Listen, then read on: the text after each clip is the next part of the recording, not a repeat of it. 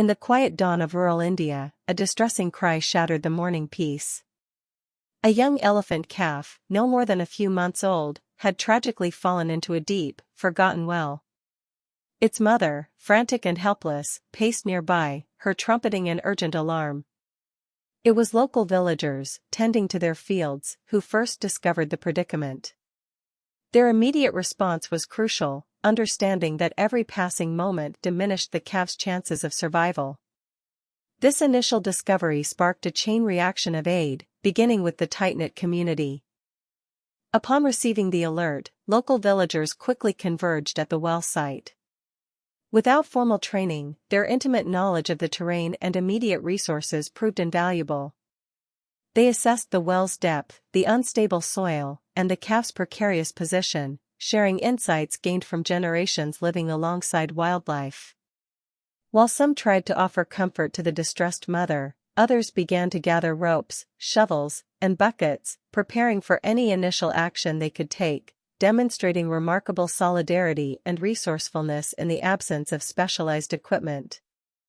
Hours after the initial alarm, trained wildlife officials from the Forest Department began to arrive.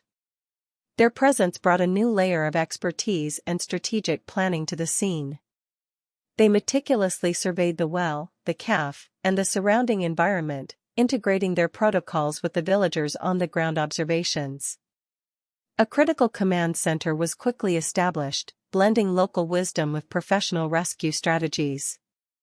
This seamless integration of external resources with community efforts was the bedrock of the entire operation, setting the stage for a coordinated response.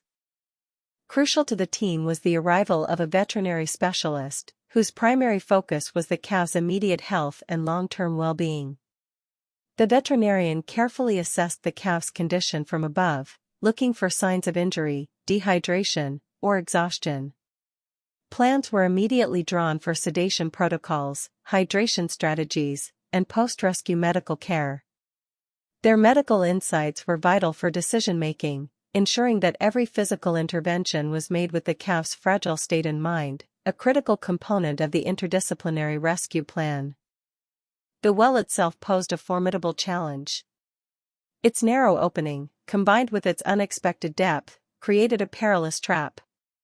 The ground around it, though firm in some places, was prone to collapse, complicating any attempt to dig or bring heavy machinery close. The calf, disoriented and increasingly weak, presented a delicate target for rescue. This multifaceted problem required a strategy that balanced speed with extreme caution, demanding continuous communication and collaboration from every individual on site to avoid compounding the danger for the trapped animal. As the sun climbed higher, the rescue operation began to take a more structured form. Officials, guided by local knowledge, designated areas for tools, medical supplies, and personnel.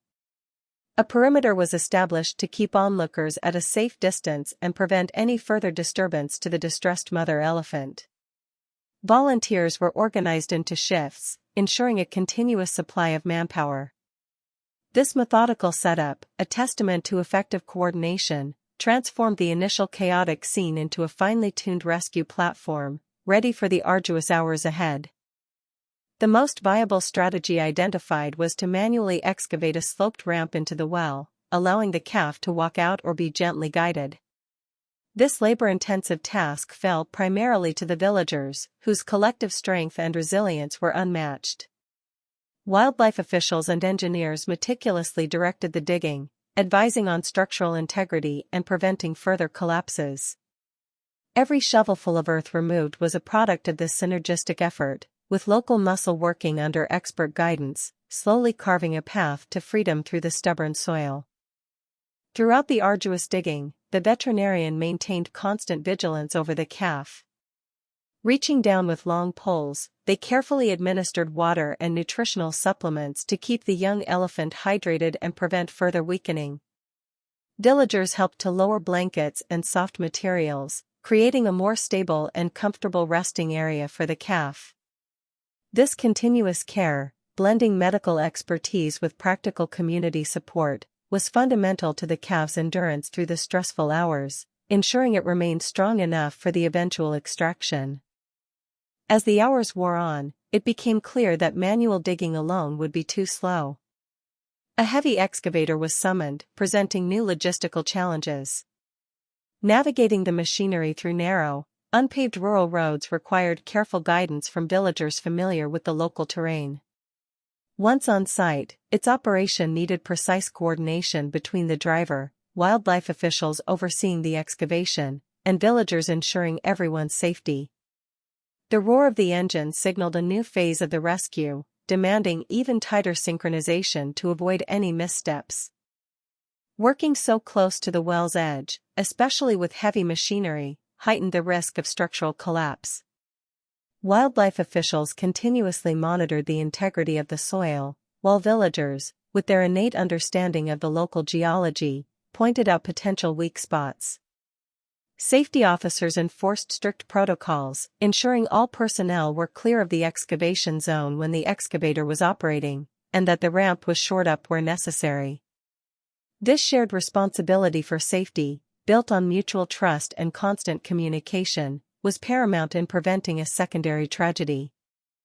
6 hours into the rescue, the relentless Indian sun beat down, and fatigue began to set in amongst the dedicated team. Sweat-soaked shirts, tired eyes, and aching muscles were evident, yet the determination remained unwavering. Villagers offered chai and food, providing much-needed sustenance, while officials rotated tasks to ensure no one became overtired to the point of compromising safety. The bond forged through shared hardship strengthened, illustrating how mutual support was as crucial as physical labor in sustaining the prolonged effort. As the ramp neared the calf's level, the excavation became even more meticulous. The excavator operated with incredible precision, guided by hand signals and verbal cues from officials standing at the well's edge. Villagers carefully cleared away loose debris by hand, ensuring the path was smooth and free of hazards for the calf's eventual ascent. This phase required immense patience and finely tuned coordination, where every movement was calculated to prevent injury to the calf or damage to the delicate ramp, a true ballet of human and machine. With the ramp complete, the final, most critical phase of the rescue began. The veterinarian prepared a mild sedative to calm the calf, ensuring it would not panic during the lift. Specialized harnesses, brought by the wildlife department, were carefully lowered and secured around the calf's body, a delicate operation performed by a brave volunteer.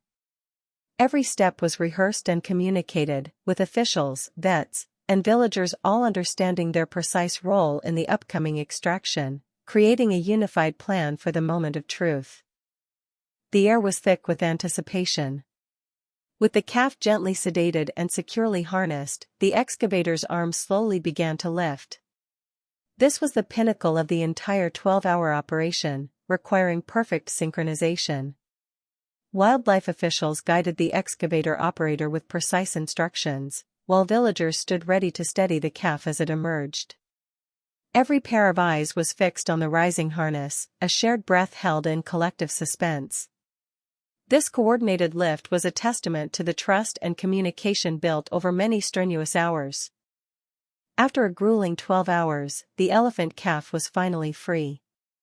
A collective sigh of relief, followed by quiet cheers, rippled through the gathered crowd. As the calf was gently lowered onto stable ground, the veterinarian immediately moved in to conduct a thorough post-rescue assessment, checking for injuries and administering supportive care. Villagers quickly surrounded the calf, not just for protection, but to offer calming reassurance, providing a vital sense of security for the traumatized animal. The immediate aftermath was a seamless transition from rescue to critical care. The veterinarian's work didn't end with the calf's extraction. Intravenous fluids were administered to combat dehydration, and minor abrasions were treated.